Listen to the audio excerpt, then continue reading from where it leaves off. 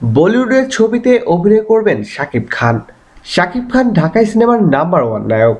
তিনি অনেক বছর যাবৎ সফলতার সাথে বাংলা সিনেমায় অভিনয় করে যাচ্ছেন। অনেকেই বলে থাকেন শাকিব খানের নামেই চলে সিনেমা।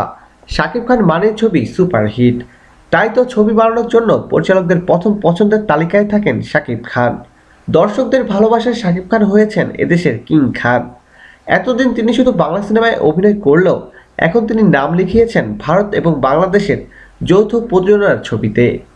শিকারী ছবিতে প্রথমবার শ্রাবন্তীর সঙ্গে অভিনয় করার পর এখন তিনি চুক্তিবদ্ধ হয়েছেন যৌথ প্রযোজনার আরও কয়েকটি সিনেমায়। শিকারী সিনেমায় শাকিব খানের অভিনয়ে মুগ্ধ হয়ে কলকাতার জনপ্রিয় নায়িকারাও এখন শাকিব খানের সঙ্গে সিনেমায় অভিনয় করতে আগ্রহী হয়ে উঠেছে। অন্যদিকে বর্তমানে শাকিব খান ব্যস্ত আছেন শামীম আহমেদ রনি পরিচালিত বসগিরি সিনেমা নিয়ে।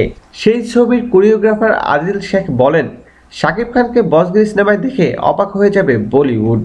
বলিউডের কোরিওগ্রাফার আদিল শেখের সেই মন্তব্যের পর এবার সবাই আশা করছেন শাকিব খান বলিউডের সিনেমায়ও অভিনয় করবেন। প্রিয় দর্শক, ধন্যবাদ ভিডিওটি দেখার জন্য।